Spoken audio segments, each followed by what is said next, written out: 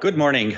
My name is Andres Sevtsuk. I'm an associate professor of urban science and planning here in the Department of Urban Studies and Planning at MIT, where I also lead the City Design and Development Program Group and direct the City Forum Lab Research Group.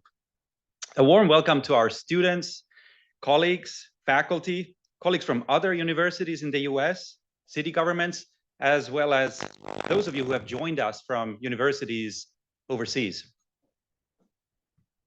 Special thanks to all the presenters and discussants who have agreed to deliver remarks and share their ideas in the next 2 days, some of whom have also prepared papers that we plan to peer review and turn into a special issue in the journal Built Environments in the next year. Additionally, I would sincerely like to thank our Dean, Hashim Sarkis, and Christopher Zegras, the chair of the planning department, for supporting this seminar through BEMIS funds at MIT. And my co-organizers, Professor David Manjan, and Soraya Ujanan, who organized the first of these gatherings in Paris in 2020, and Professor Carlos Yop from UPC, also here with us today, who organized the second Rez de Ville seminar in Barcelona in 2022. Along with several supporters, I've had the honor of organizing this year's Rez de Ville gathering here at MIT. Justin Koller, a third-year PhD student here in DUSP, has worked particularly hard to make this gathering happen today. Thank you, Justin, for all the work you've put into this.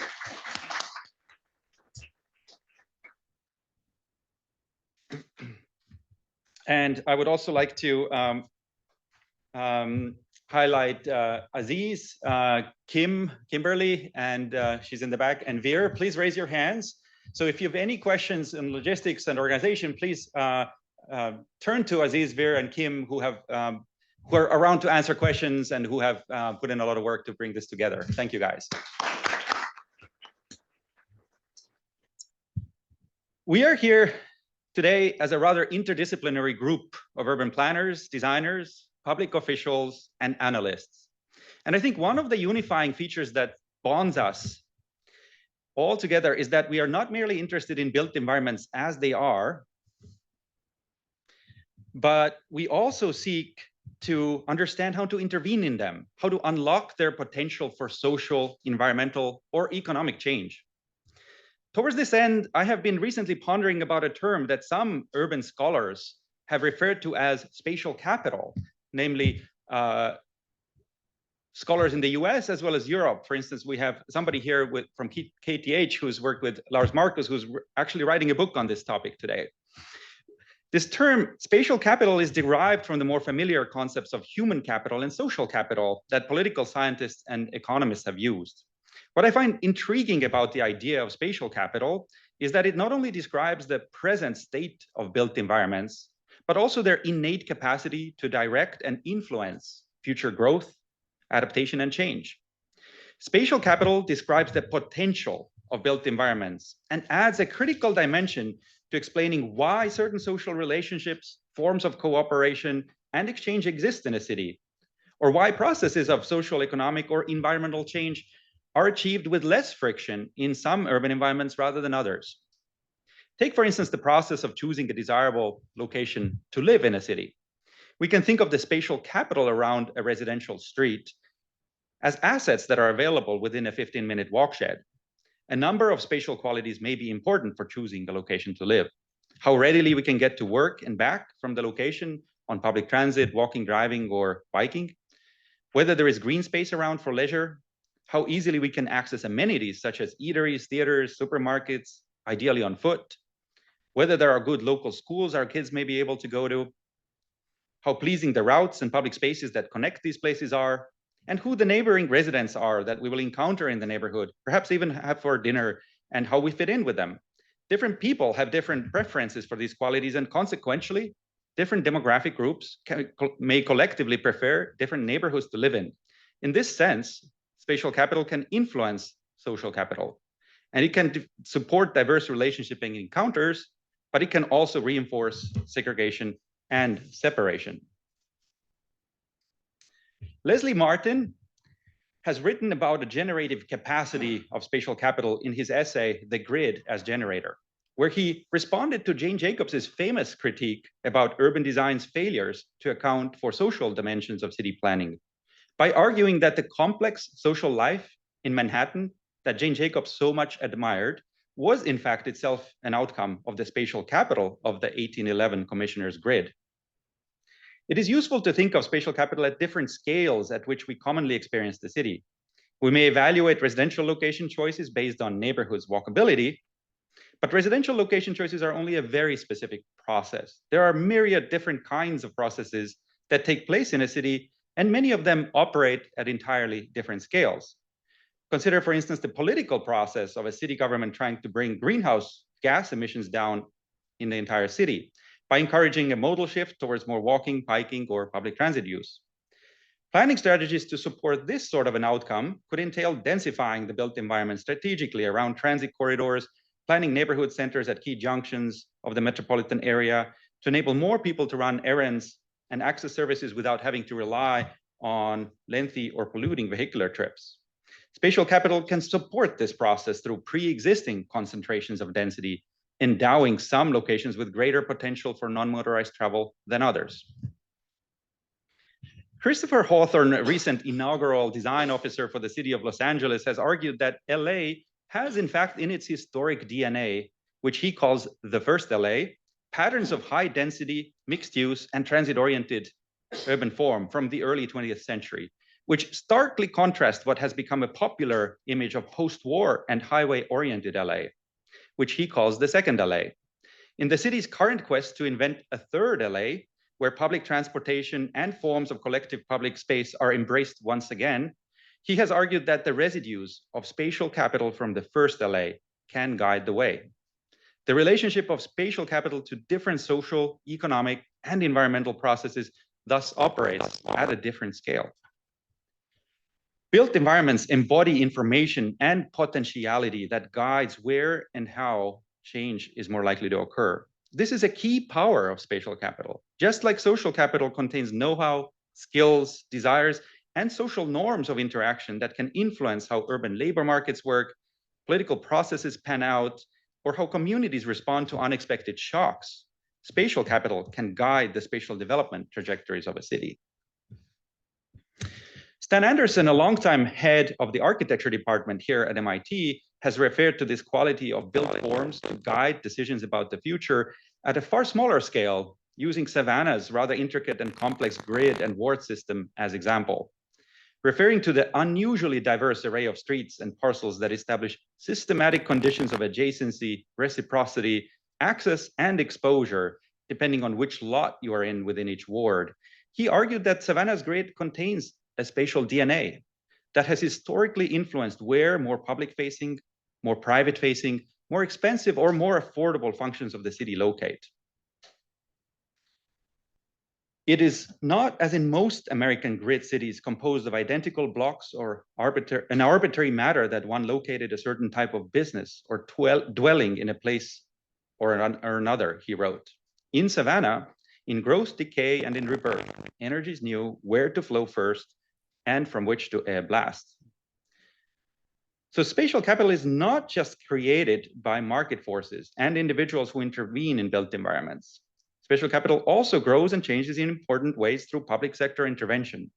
In that sense, it differs distinctly from social capital, which economists and political scientists remind us is driven very little by government intervention and mostly by religious groups, interest groups, and other social organizations that largely form without government interventions. Though entrepreneurial and community-based and corporate forces also shape urban spatial capital in profound ways, the public sector plays a key role in orchestrating the development of spatial capital through planning, regulation, enforcement, and investment. Many qualities of spatial capital are beyond the scope of individual actors and can only be driven by public investment and maintenance. Public libraries, museums, parks, playgrounds, high-quality streets, and so on. Indeed, the most interesting and important aspect of spatial capital for urban designers and planners is that part of spatial capital that is publicly accessible. Not the high-tech laboratories inside private buildings that we have plenty of here in Cambridge, or the lucrative banking jobs in downtown Boston, but the public spaces, public institutions, public transit stations, and publicly accessible ground floor amenities that are reachable to all without needing to make an appointment or a reservation. These are the qualities of built environments that Eric Kleinenberg has called the palaces for the people. Which now brings me to urban ground floors. In light of the more general value of urban spatial structure as spatial capital, what I think really matters is not only the urban ground floor per se, but the public realm that people can access without needing permission or appointment. Whether it is on the ground floor, in the building interiors behind the sidewalk facing facades, in parks or playgrounds, upstairs or downstairs. What matters is the elastic public realm that stretches to all of these places and bonds a city's assets together. I would like to outline 3 distinct reasons why I think the urban public realm and its most important embodiment, that is the urban ground floor, plays a critical role for describing the value and potential embedded in broader spatial capital of a city. First, the public realm, a city's streets, open spaces, parks, publicly occupiable building interiors, accessible corridors, transit stations, walkways, and so on, form a unifying bond that turn public, private, and civic spaces into a continuous system, like Hashim just mentioned. This bond forms a glue between disparate parts. It is largely achieved on the ground floor via public rights of way, but also through carefully regulated easements that allow people to enter privately owned buildings with legal protections and rights. The public realm turns urban components into a circuit, pieces of a puzzle into a collage, inhabitants into a society, architecture into urbanism. It is the city's greatest collective asset. The second reason is that public realm not only bonds the elements of a city together, but also organizes them in distinctly hierarchical ways. The spatial structure of the public realm sets conditions of adjacency, proximity, and visibility between its parts, and thereby organizes spatial relationships and hierarchies between these elements. This has far-reaching consequences that in many ways describe the very essence of why urban design matters. These relationships and hierarchies embedded in the spatial structure of the public realm are not merely planned or designed by anyone in particular. They evolve over time as a result of myriad interacting social forces and come to reflect the social dynamics of the individuals, organizations, and institutions that shape it. For instance, the spatial structure of the urban public realm shapes people's mental maps, giving people a sense of relationships between its parts, which Kevin Lynch here at MIT famously explored. The public realm structures how people perceive and navigate the built environment, and it strongly influences the social meaning that city spaces obtain over time, making some spaces visible, more symbolic, more meaningful than others. And furthermore, the spatial relationships directed by the public realm of a city produce myriad consequences for the social, economic, and environmental processes that take place in a city. The spatial structure exerts a critical influence on where jobs are likely to cluster, where commercial subcenters and main streets are likely to form, where ceremonial streets or parades and festivities are likely to evolve, where homeless encampments are more likely to set up, and where environmental hazards like flooding, urban heat, or noise are likely to be found. In my own work, I have studied how the spatial structure of the public realm structures foot traffic on city streets and influences the distribution of street commerce, the retail, food, service, entertainment, and cultural amenities that concentrate in some streets and neighborhoods much more than others. Land use location patterns structured through street networks and urban ground floors form the origins and destinations of routes for human mobility and interaction, which Jan Gehl has called life between buildings. The third reason I would like to highlight why the public realm, and by extension the urban ground floors, are critical to urban life is that beyond functioning as an organizational bond that ties together places, the public realm is also a place in its own right, with qualitative characteristics. The aesthetic qualities of streets and public spaces, their smells, sounds, visual characters, are as much part of the spatial capital as the macroscopic relationships of urban form and land use patterns I described above.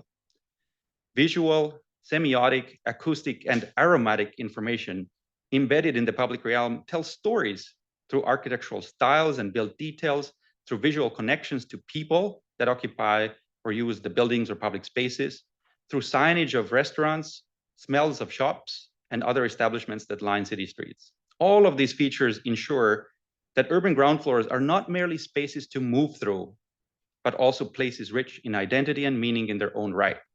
They are both paths and places at the same time. To conclude, the three roles of the urban ground floors I have touched on, their essence as a bond that connects disparate elements of a city, the hierarchical organizational relationships embedded in their spatial structure, and the qualitative characteristics embodied in their spaces, all constitute different aspects of urban ground floors, which we will hear about in the next 2 days. Urban ground floors thus play a key role in capturing essential qualities of urban spatial capital. They not only tell us stories about how they came to be, but also reflect on the values that urban societies place on their communal assets and provide us hints about where the future might go. One way or another, most social processes that take place in a city interact with the public realm of streets, open spaces, and built ground floors. While the broader concept of spatial capital describes the potential of built environments to facilitate social, economic, and environmental processes in a city, urban ground floors present the interface where these processes and built elements meet, where form and function actually meet. The ground floors are also in constant transition, shifting due to technological, environmental, or societal forces that take place in cities today. Transportation technologies evolve fast, introducing new services such as ride-hailing or bike and scooter sharing to city streets, electrification or automation of the vehicle fleet, all of which produce distinct spatial demands on urban ground floors. But these technological trends also stand in direct conflict with other functions of streets, particularly pedestrians, cyclists, social and economic activities that take place on sidewalks and public spaces. What should the public right-of-way of the urban ground floors be used for in the future? The retail economy has profoundly shifted because of e-commerce, new delivery service models, COVID-19. These changes too leave traces on urban ground floors, whether in the form of empty storefronts, repurposed commercial spaces, or changed travel patterns. What should building ground floors along main streets be purposed for in the future? Climate change and sea level rise, flooding and urban heat are polluting or increasingly producing natural disasters and extreme weather events that prompt communities and city governments to seek new resilience and adaptation strategies, many of which critically affect urban ground floors too. How could urban ground floor designs be adapted to climate risks in an equitable way? And demographic shifts in the US before COVID-19 signaled a heightened desire for the new generation of residents and jobs to return to denser, more diverse and walkable inner city environments, which in turn created pressures of gentrification and displacement.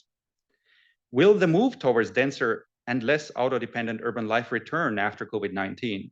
Or shall we witness yet another way of car-oriented sprawl with all its social, infrastructural, and fiscal consequences? In sum, the societal change we witness today will shape the ground floors of tomorrow, but only if we as a society collectively enable them.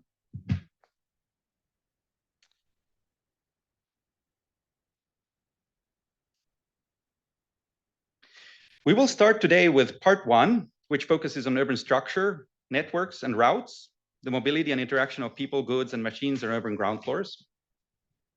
Part two this afternoon is entitled Built Typologies, Uses and Accessibility, Linear, Porous, Deep, and Multi-Story Structures. And it will explore how different spatial urban design typologies, land use patterns, public spaces, and infrastructure can structure spatial relationships for people and processes that use them. Part three, starting tomorrow morning, is entitled Natural and Social Ecologies of Urban Ground Floors. And part four will examine analytic techniques and representation of urban ground floors, discussing both historic and newly emerging representational techniques that are being used to explore the hidden structure of urban ground floors. I wish you all a stimulating time here at the Department of Urban Studies and Planning, and really look forward to the conversations over the next 2 days.